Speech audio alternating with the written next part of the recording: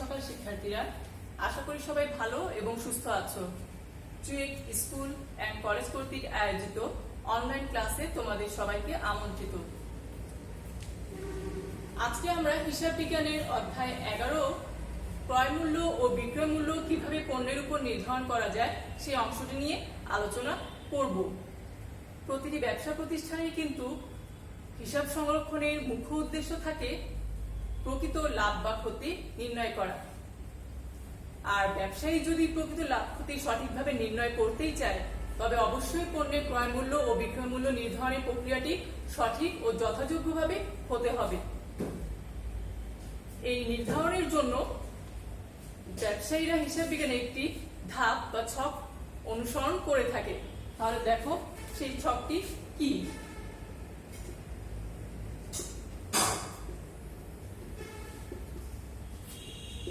পণ্য ক্রয়ের জন্য প্রদত্ত অর্থের সাথে যোগ প্রত্যক্ষ খরচ হয়।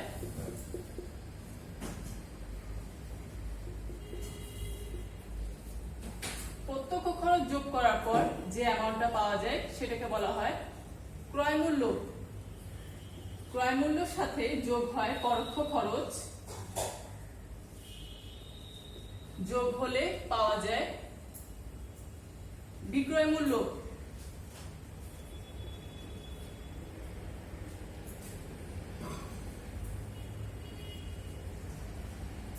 পরোক্ষ খরচ যোগ করলে পাবো আমরা মোট ব্যয়।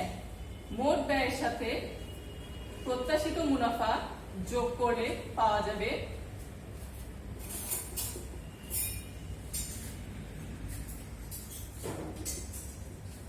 বিক্রয় মূল্য।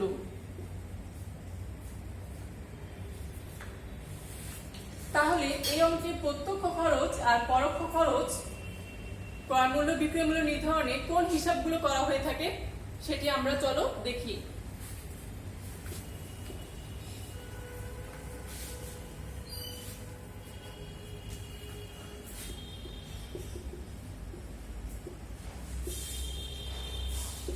প্রত্যক্ষ খরচ। প্রত্যক্ষ খরচগুলো হচ্ছে ক্রয়ের সাথে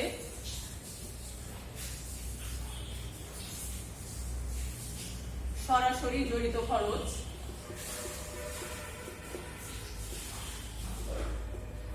যেমন আমরা বলতে পারি মজুরি, শুল্ক, ডক চার্জ। একজন ব্যবসায়ী যখন পণ্য ক্রয় করতে যায় তখন সরাসরি তাকে এই অর্থগুলো কিন্তু প্রদান করতে হয়, তাই এগুলোকে বলা হচ্ছে প্রত্যক্ষ খরচ। এরপর দেখি পরোক্ষ খরচ কোনগুলো। পরোক্ষ খরচ হচ্ছে আমরা পণ্য কেনার পর বিক্রয় করা পর্যন্ত যাবতীয় যা যা খরচ হবে সবকিছুকে আমরা বলবো পরোক্ষ খরচ। তাহলে সেগুলো হচ্ছে অফিস ও বিক্রয় সংক্রান্ত খরচ। এক্সাম্পল হিসেবে আমরা বলতে পারি বেতন, ভাড়া, বিজ্ঞাপন। তাহলে আমরা প্রত্যক্ষ খরচ পরোক্ষ খরচ কোনগুলো সেগুলো যদি যথাযথভাবে জানতে পারি তাহলে বুঝতে পারবো উদ্দীপক দেখে কোনগুলো প্রত্যক্ষ খরচে বসবে কোনগুলো পরোক্ষ খরচে বসবে।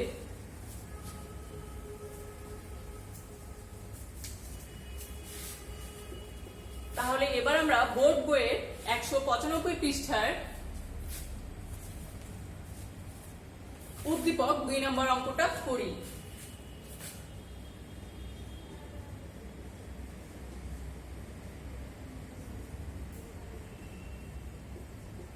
উদ্দীপক 2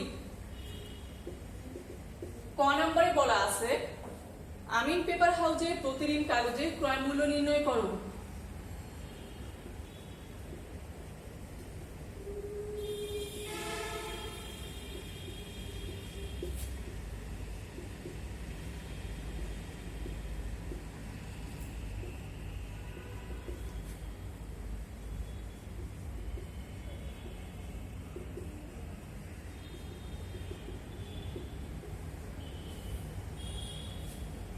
তাহলে প্রতি ঋণ কাগজের ক্রয় মূল্য নির্ণয় করার আগে আমাদেরকে মোট ক্রয় মূল্য কত সেটা আমাকে বের করতে হবে।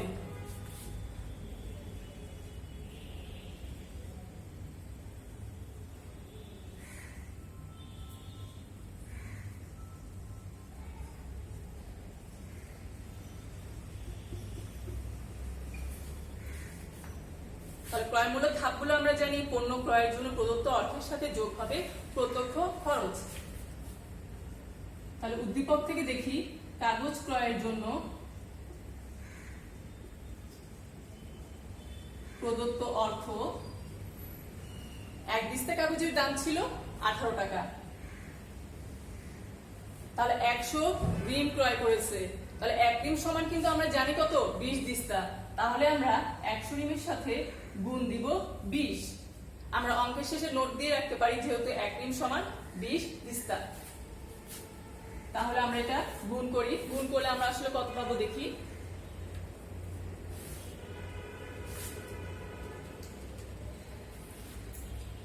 $36,000।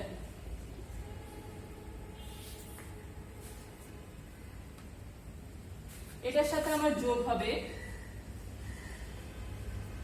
প্রত্যক্ষ খরচ। প্রত্যক্ষ খরচ উদ্দীপকে বলা ছিল কি কি, মজুরি 500 টাকা,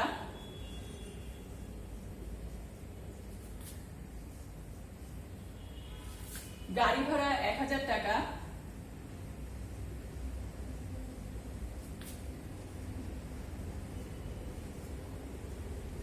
তাহলে 1500 টাকা যোগ করলে পাবো আমরা 37,500। এই অ্যামাউন্টটাকে বলবো আমরা ক্রয় মূল্য। তাহলে এই ক্রয় মূল্যটা হচ্ছে কিন্তু টোটাল পুরো যত দিস্তা আমরা ক্রয় করেছি তার ক্রয় মূল্য, কিন্তু জানতে চেয়েছে প্রতি ঋণ কাগজের ক্রয় মূল্য। তাহলে আমরা ছকের শেষে লিখতে পারি, সুতরাং প্রতি ঋণ কাগজের ক্রয় মূল্য সমান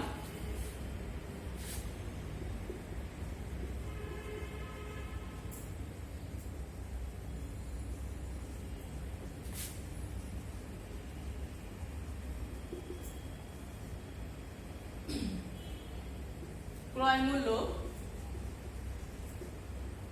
ডিভাইড বাই কাগজের পরিমাণ। ক্রয় মূল্য হচ্ছে আমার কত এখানে পেয়েছিলাম, 37,500 টাকা। কাগজের পরিমাণ এখানে হচ্ছে কি ঋণ, তাহলে কত ঋণ আমরা কিনেছিলাম, 100। তাহলে যদি আমরা ভাগ করি তাহলে পাচ্ছি 375 টাকা। আর উত্তর আমরা লিখবো প্রতি ঋণ কাগজের মূল্য আমরা পেয়েছি 375 টাকা। ক নাম্বারে আমাদের ক্যালকুলেশন শেষ।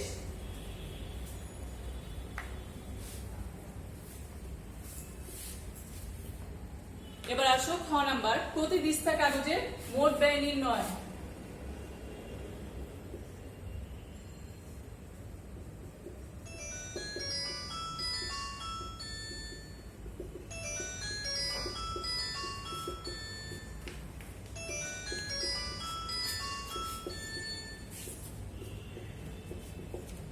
প্রতি দিস্তা কাগজের মোট ব্যয় নির্ণয়। মোট ব্যয় আমরা কিভাবে নির্ণয় করে থাকি, ক্রয় মূল্যের সাথে পরোক্ষ খরচগুলো যোগ করলে পাওয়া যায়।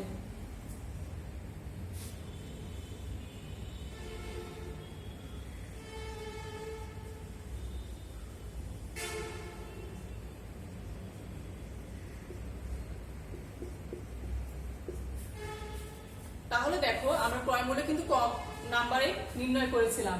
তাহলে এখানে আমরা সরাসরি লিখে দিতে পারি ক্রয় মূল্য ক হতে প্রাপ্ত 37,500। এটার সাথে যোগ হবে পরোক্ষ খরচ। পরোক্ষ খরচ উদ্দীপকে খেয়াল করো কি কি দেওয়া আছে। পরোক্ষ খরচ হচ্ছে কিন্তু অফিস আর বিক্রয় সংক্রান্ত খরচ। তাহলে এখানে বলা আছে দোকান ভাড়া 2000,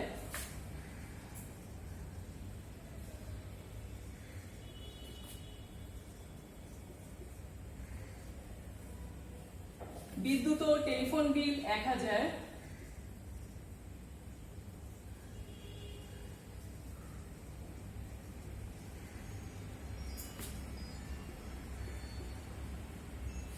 বিক্রয় কর্মী কমিশন 500,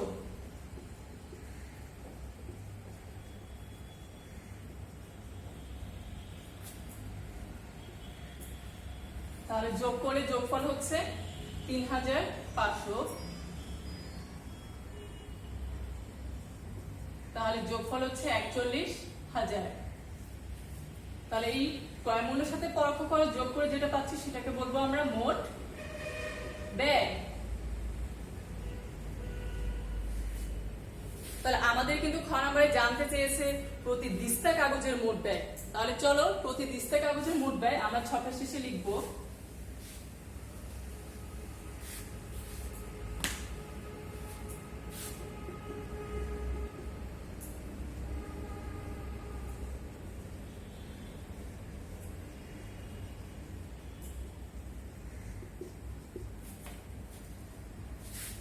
অবশ্যই উপরে বসবে কি মোট ব্যয়, নিচে হবে ডিভাইড দিয়ে কাগজের পরিমাণ। মোট ব্যয় আমরা একটু আগে নির্ণয় করেছি কত, 41,000। কাগজের পরিমাণ, এখানে কাগজের পরিমাণ কি বসবে উদ্দীপকের গুরুত্বের সাথে খেয়াল রাখতে হবে। ক নম্বরে বলেছিল প্রতি ঋণ, এখানে বলছে প্রতি দিস্তা। তাহলে দিস্তা যদি বলে থাকে আমরা 100 ঋণ দিস্তা যদি হয়ে থাকে, 100 ঋণ যদি কাগজ হয়ে থাকে তাহলে দিস্তা হলে হবে ইনটু 20, কেননা 1 ঋণ সমান 20 দিস্তা। তাহলে এটাকে আমরা 41,000 কে আমরা 200 দ্বারা যদি ভাগ করে থাকি তাহলে আমরা পাচ্ছি 20.50 টাকা। তাহলে উত্তরে আমরা লিখি 20.50 টাকা।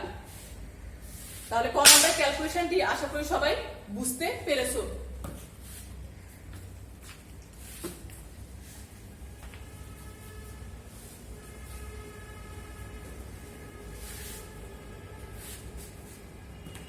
এরপরে আসো গ নাম্বার।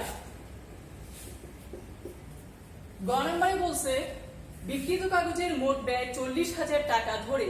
তাহলে একটু আগে কিন্তু আমরা খ নম্বরে ক্যালকুলেশন করেছিলাম 41,000 টাকা আমার মোট ব্যয় ছিল, কিন্তু সেটা কিন্তু আমরা গ নম্বরে ব্যবহার করব না, যেহেতু উদ্দীপকে বলাই আছে মোট ব্যয় 40,000 টাকা ধরে আমিন পেপার হাউসে প্রতি দিস্তা কাগজের বিক্রয় মূল্য নির্ণয় করো। তাহলে আমরা এখানে লিখি প্রতি দিস্তা কাগজের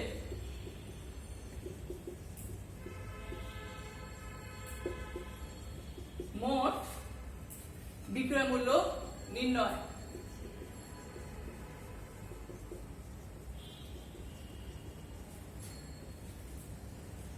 প্রতি দিস্তা বের করতে হলে আমাদেরকে আগে কিন্তু অবশ্যই মোট বিক্রয় মূল্যটা আগে বের করে নিতে হবে।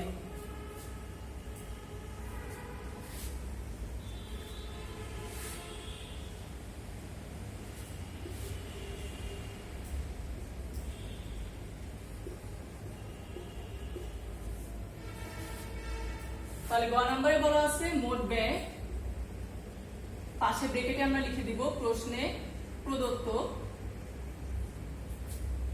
40,000। আমরা অঙ্কের শুরুতে ধাপেই দেখেছি মোট ব্যয়ের সাথে কি যোগ করলে বিক্রয় মূল্য পাওয়া যায়, মুনাফা যোগ করলে। তাহলে দেখো এখানে বলাই আছে উদ্দীপকের সবার শেষে প্রতি দিস্তা কাগজে সে লাভ করছে কত টাকা, 2 টাকা করে সে লাভ করে। তাহলে লাভ প্রতি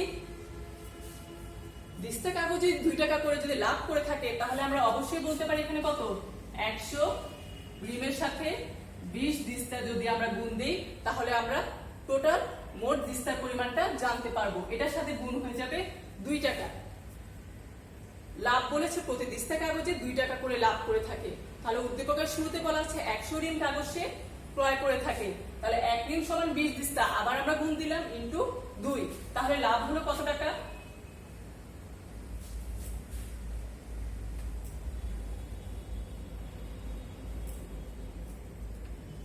4,000 টাকা। লাভ তাহলে আমরা বলতে পারি 4,000 টাকা।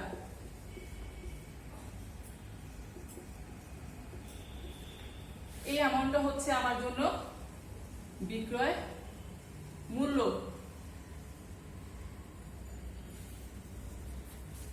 তাহলে অঙ্কে কি জানতে চেয়েছে? প্রতি দিস্তা কাগজে বিক্রয় মূল্য। এখানে আমরা পেয়েছি কিন্তু মোট বিক্রয় মূল্য। তাহলে সুতরাং প্রতি দিস্তা কাগজে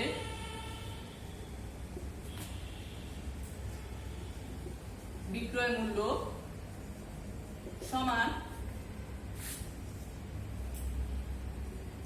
44,000 টাকা আমরা কিন্তু বিক্রয় মূল্য পেয়েছি। আর নিচে বলেছে কি প্রতি দিস্তা, কত দিস্তা আমরা কিনেছি? 100 × 20, তাহলে সমান আমরা 44,000-কে যদি 20 দ্বারা ভাগ করে থাকি তাহলে আমরা কত পাবো?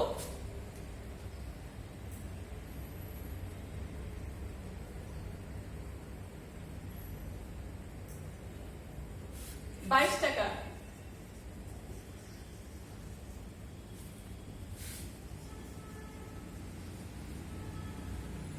তাহলে প্রতি দিস্তা কাগজে 22 টাকা বিক্রয় মূল্য, সেটি হচ্ছে আমার আনসার।